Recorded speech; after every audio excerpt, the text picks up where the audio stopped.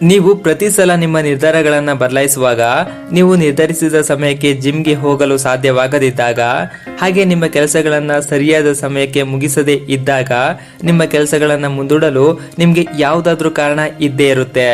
ನೀವು ಸುಸ್ತಾಗಿದ್ದೀನಿ ಅಂತ ಅನ್ಕೊಳ್ತೀರಾ, ಹಾಗೆ ಜಿಮ್ಗೆ ನಾಳೆ ಹೋದ್ರಾಯ್ತು ಅಂತ ಆ ದಿನದ ವರ್ಕೌಟ್ ಅನ್ನ ಮುಂದೂಡ್ತೀರಾ.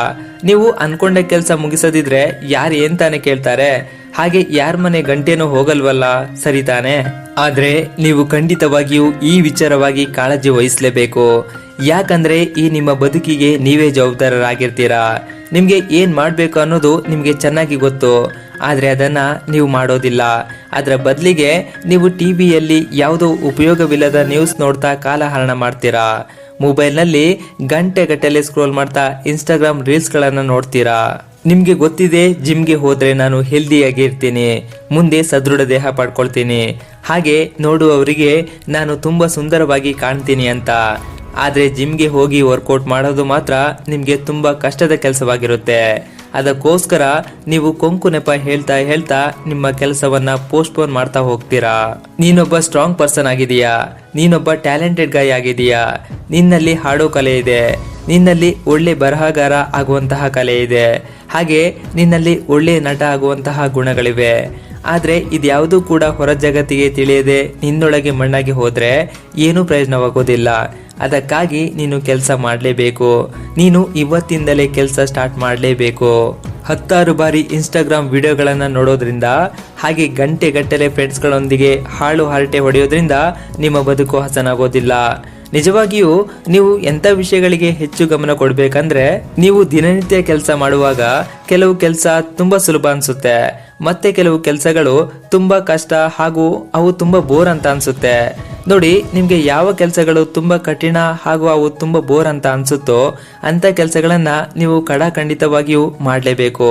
ಅದು ನಿಮ್ಮ ಮುಂದಿನ ಬದುಕಿಗೆ ಅನುಕೂಲವಾಗುತ್ತೆ.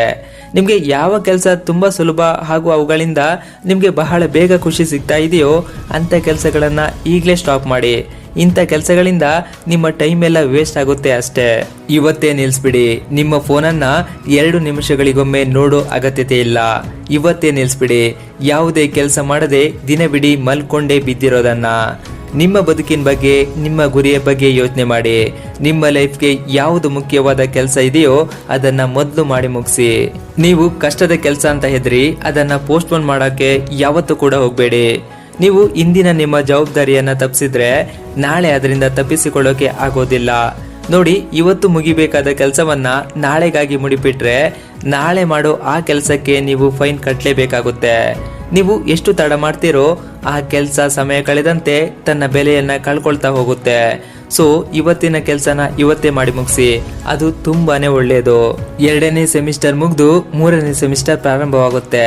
ನಿಮ್ಗೆ ಓದಿನ ಬಗ್ಗೆ ಗಮನ ಇರೋದೇ ಇಲ್ಲ. ಫ್ರೆಂಡ್ಸ್ ಆಯ್ತು, ಸಂಡೇ ಪಾರ್ಟಿ ಆಯ್ತು, ಅವ್ರ ಜೊತೆ ಹೊರಗೆ ಅಡ್ಡಾಡೋದು, ಸಿನಿಮಾ, ಗರ್ಲ್ ಫ್ರೆಂಡ್, ಈ ರೀತಿ ಸಿಕ್ಕ ಸಮಯವನ್ನೆಲ್ಲ ಮೋಜು ಮಸ್ತಿಗಾಗಿ ಕಳೆಯೋದು. ಆದ್ರೆ ಎಕ್ಸಾಮ್ 1 ವಾರ ಬಾಕಿ ಇದೆ ಅನ್ನುವಾಗ ಬುಕ್ ಹಿಡಿದ್ರೆ ನಿಮ್ಗೆ ಭಯವಾಗೋಕೆ ಸ್ಟಾರ್ಟ್ ಆಗುತ್ತೆ. ನಿಮ್ಮ ಮನ್ಸು ಹೇಳುತ್ತೆ, ನಾನು ಮೊದಲೇ ಓದೋಕೆ ಸ್ಟಾರ್ಟ್ ಮಾಡ್ಬೇಕಿತ್ತು ಅಂತ. ನಿಮ್ಗೆ ಮುಖ್ಯವಾಗಿ ಬೇಕಾದದ್ದು ನಿಮ್ಮ 3ನೇ ಸೆಮಿಸ್ಟರ್ ಎಕ್ಸಾಮ್. ಅದಕ್ಕಾಗಿ ನಿಮ್ಮ ಹತ್ರ 3 ತಿಂಗಳ ಸಮಯವೂ ಕೂಡ ಇತ್ತು. ಆದ್ರೆ ನಿಮ್ಗೆ ಎಕ್ಸಾಮ್ ಮುಖ್ಯವಾಗಿರ್ಲಿಲ್ಲ, ಕೇವಲ ನಿಮ್ಮ ಮೋಜು ಮಸ್ತಿ ಖುಷಿ ಇವೇ ನಿಮ್ಗೆ ಮುಖ್ಯವಾಗಿತ್ತು. ನೀವು ಕಷ್ಟಗಳನ್ನ, ಶಿಸ್ತನ್ನ ಹಾಗೆ ಪರಿಶ್ರಮವನ್ನ ಪೋಸ್ಟ್ಪೋನ್ ಮಾಡ್ತಾ ಇದ್ರೆ ನೀವು ಟೆಂಪರರಿ ಸುಖವನ್ನ ಮಾತ್ರ ಅನುಭವಿಸ್ತಾ ಇದ್ದೀರಾ ಅಂತ ಅರ್ಥ. ಸರಿಯಾಗಿ ತಿಳ್ಕೊಳ್ಳಿ. ನೀವು ಅಲ್ಪ ಕಾಲದ ಸುಖ ಸಂತೋಷ ಅನುಭವಿಸ್ತಾ ಇದ್ದೀರಾ ಅಂದ್ರೆ ಮುಂದಿನ ದೀರ್ಘಕಾಲ ಅವುಗಳಿಂದ ಹಾನಿಯನ್ನೇ ಅನುಭವಿಸ್ತೀರಾ. ನೀವು ಯಾವ ಕಾರಣಕ್ಕೆ ನಿಮ್ಮ ಕೆಲಸನ ಪೋಸ್ಟ್ಪೋನ್ ಮಾಡ್ತಾ ಇದ್ದೀರಾ ಅನ್ನೋದನ್ನ ಯಾರು ಕೇಳೋದೇ ಇಲ್ಲ. ಕೆಲವರು ಲೈಫಲ್ಲಿ ತುಂಬಾ ಸೀರಿಯಸ್ ಆಗಿರ್ತಾರೆ. ಮುಂದೆ ಯಾವತ್ತೋ ಮಾಡಬೇಕಾದ ಕೆಲಸನ ಇವತ್ತಿಂದನೇ ಮಾಡೋಕೆ ಪ್ರಾರಂಭಿಸ್ತಾರೆ. ಇನ್ನು ಕೆಲವರು ಇವತ್ತು ಮಾಡಬೇಕಾದ ಕೆಲಸನ ರಾತ್ರಿ 12 ಗಂಟೆವರೆಗೂ ಟೈಮ್ ಇದೆಯಲ್ಲ ಅಂತ ಆ ಕೊನೆ ಕ್ಷಣದವರೆಗೂ ಕಾಯ್ತಾ ಕೂತಿರ್ತಾರೆ. ನೋಡಿ, ನಾವು ಕೆಲಸ ತಡ ಮಾಡಿದಷ್ಟು ಕೊನೆಗೆ ಅದಕ್ಕೆ ತಕ್ಕಂತ ಬೆಲೆನ ಕಟ್ಟಲೇಬೇಕಾಗುತ್ತೆ. ಇದನ್ನ ಯಾವತ್ತೂ ನೆನಪಲ್ಲಿಟ್ಕೊಳ್ಳಿ.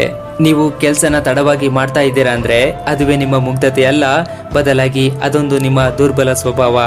ಈ ಮನಸ್ಥಿತಿ ಏನಿದೆ ಅದು ಮದ್ಯಪಾನ ಅಥವಾ ಮಾದಕ ದ್ರವ್ಯಗಳನ್ನ ಸೇವನೆ ಮಾಡೋದಕ್ಕಿಂತಲೂ ತುಂಬಾ ಕೆಟ್ಟದ್ದಾಗಿದೆ. ತುಂಬಾ ಜನಕ್ಕೆ ಇದರ ಅನುಭವ ಆಗುತ್ತೆ.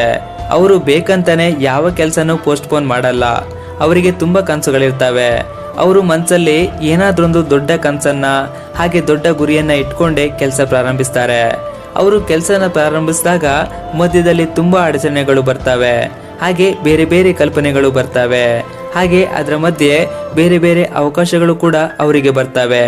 ಇದೆಲ್ಲದರ ಗೊಂದಲದಲ್ಲಿ ಅವರು ಯಾವ ಕೆಲಸ ಮಾಡಬೇಕು ಅನ್ಕೊಂಡಿದ್ರೋ ಆ ಕೆಲಸ ಮುಗಿಯೋದೇ ಇಲ್ಲ. ಬೇರೆ ಯೋಚಿಸಿದ ಯಾವ ಕೆಲಸಗಳು ಕೂಡ ಕೈಗೂಡೋದು ಇಲ್ಲ. ಕೊನೆಗೆ ಫಲಿತಾಂಶ ನೀವು ಯಾವ ಕೆಲಸನೂ ಕಂಪ್ಲೀಟ್ ಆಗಿ ಮಾಡೋದೇ ಇಲ್ಲ. ಇದೇ ಇಂದಿನ ಯುವಕರ ದೊಡ್ಡ ಪ್ರಾಬ್ಲಮ್ ಆಗ್ಬಿಟ್ಟಿದೆ. ಇದಕ್ಕೆ ಮುಖ್ಯ ಕಾರಣ ಹುಡುಕ್ತಾ ಹೋದ್ರೆ ನಮ್ಮಲ್ಲಿ ನಿಯಂತ್ರಣ ಇಲ್ಲ, ನಮ್ಮಲ್ಲಿ ಕ್ರಮಬದ್ಧತೆ ಇಲ್ಲ, ಹಾಗೆ ಸಂಕಲ್ಪ ಮಾಡುವಂತಹ ಶಕ್ತಿಯು ಸರಿಯಾಗಿ ಇಲ್ವೇ ಇಲ್ಲ. ನೀವೊಬ್ರು ಒಳ್ಳೆ ಬರಹಗಾರ ಆಗಿದ್ದೀರಿ ಅನ್ಕೊಳ್ಳಿ, ಯಾರಾದ್ರೂ ಒಂದು ಕಾದಂಬರಿ ಬರೆದು ಕೊಡೋಕೆ ಹೇಳಿದ್ರೆ ಅದೇನು ಮಹಾ, ನಾನು ಅದನ್ನ ಒಂದು ದಿನದಲ್ಲೇ ಬರೆದು ಮುಗಿಸ್ತೀನಿ ಅನ್ನೋ ಒಳಜಂಬ. ನೀವು ಅತಿ ಬುದ್ಧಿವಂತರು, ಹಾಗೆ ನೀವು ಮಾನಸಿಕವಾಗಿ ತುಂಬಾ ಶಕ್ತಿವಂತರು ಅಂದ್ಕೊಂಡಿದ್ದೀರಾ. ಆದ್ರೆ ಯಾವಾಗ ಬರೆಯೋಕೆ ಪ್ರಾರಂಭಿಸ್ತೀರಾ ನೋಡಿ, ಆಗ ಗೊತ್ತಾಗುತ್ತೆ ಅದನ್ನ ಕಂಪ್ಲೀಟ್ ಮಾಡೋಕೆ ಎಷ್ಟು ಸಮಯ ಹಿಡಿಯುತ್ತೆ ಅಂತ. ನೀವೊಂದು ಕೆಲಸ ಪ್ರಾರಂಭ ಮಾಡುವಾಗ ತುಂಬಾ ಉತ್ಸುಕರಾಗಿರ್ತೀರಾ, ತುಂಬಾ ಆತುರವಾಗಿಯೇ ಪ್ರಾರಂಭಿಸ್ತೀರಾ. ಆದ್ರೆ ಸ್ವಲ್ಪ ಸಮಯ ಆದ್ಮೇಲೆ ನಿಮಗನ್ಸುತ್ತೆ ಸ್ವಲ್ಪ ಹೊತ್ತು ಆಚೆ ಹೋಗಿ ಬಂದ್ಬಿಡೋಣ, ಹಾಗೆ ಸ್ವಲ್ಪ ಹೊತ್ತು ಮೊಬೈಲ್ನಲ್ಲಿ ಗೇಮ್ ಆಡೋಣ, ಏನು 2 ರಿಂದ 3 ನಿಮಿಷ ಅಷ್ಟೇ ಅಲ್ವಾ, ಅದಾದ್ಮೇಲೆ ಮತ್ತೆ ಓದೋಕೆ ಸ್ಟಾರ್ಟ್ ಮಾಡೋಣ ಅಂತ. ಆಗ ಮೊಬೈಲ್ನಲ್ಲಿ ರೀಲ್ಸ್ ನೋಡೋಕೆ ಸ್ಟಾರ್ಟ್ ಮಾಡ್ತೀರಾ. 3 ನಿಮಿಷ ಕಳೆದು 10 ನಿಮಿಷ, 15 ನಿಮಿಷ, 1 ಗಂಟೆ, 2 ಗಂಟೆ, 3 ಗಂಟೆ ಆಗುತ್ತೆ, ಬುಕ್ ಮಾತ್ರ ಓಪನ್ ಆಗೋದೇ ಇಲ್ಲ. ಕೊನೆಗೆ ಬುಕ್ ಮುಚ್ಚಿಟ್ಟು ಮಲ್ಕೋತೀರಾ. ನೀವು ಏನ್ ಕೆಲಸ ಮಾಡ್ತಾ ಇದ್ದೀರಾ ಇದು ಇಂಪಾರ್ಟೆಂಟ್ ಆಗೋದೇ ಇಲ್ಲ. ನೀವು ಮಾಡೋ ಕೆಲಸದಿಂದ ಏನು ಫಲಿತಾಂಶ ಬರ್ತಿದೆ ಅದೇ ಮುಖ್ಯವಾಗುತ್ತೆ.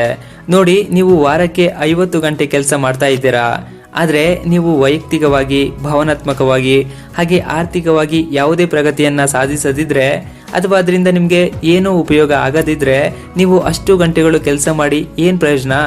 ನೀವು ಏನೇ ಕೆಲಸ ಮಾಡಿದ್ರೂ ಕೂಡ ಪ್ರೊಡಕ್ಟಿವ್ ಆಗಿ ಮಾಡಬೇಕು. ನಿಮಗೆ ಯಾವ ಕೆಲಸ ತುಂಬ ಮುಖ್ಯ ಅನಿಸುತ್ತೋ ಆ ಕೆಲಸನ ತುಂಬ ಎಫೆಕ್ಟಿವ್ ಆಗಿ ಮಾಡಬೇಕು. ನೀವೇನಾದರೂ ಕೇವಲ ಸಮಯ ಹಾಳು ಮಾಡುವಂಥ ಕೆಲಸನ ಪದೇ ಪದೇ ಮಾಡ್ತಾ ಇದ್ದೀರಾ ಅಂದರೆ ಇವೇ ಮುಂದೆ ನಿಮಗೆ ಅಭ್ಯಾಸವಾಗಿ ಬದಲಾಗ್ತವೆ. ಸೊ ನೀವು ಇವುಗಳನ್ನು ತಿದ್ಕೊಳ್ಳುವಂತಹ ಪ್ರಯತ್ನ ಮಾಡಲೇಬೇಕು. ಹಾಗಾದ್ರೆ ಅದು ಹೇಗೆ? ನೀವು ಈಗ ಏನು ಕೆಲಸ ಮಾಡಬೇಕಿದೆಯೋ ಅದನ್ನು ಮಾಡೋದನ್ನು ಬಿಟ್ಟು ಪದೇ ಪದೇ ಮೊಬೈಲ್ ಯೂಸ್ ಮಾಡ್ತಾ ಇದ್ರೆ ಅದನ್ನು ಇವತ್ತೇ ನಿಲ್ಲಿಸ್ಬಿಡಿ. ಮೊದಲು ಏನು ಕೆಲಸ ಮಾಡಬೇಕೋ ಅದನ್ನು ಮಾಡಿ ಮುಗಿಸಿ.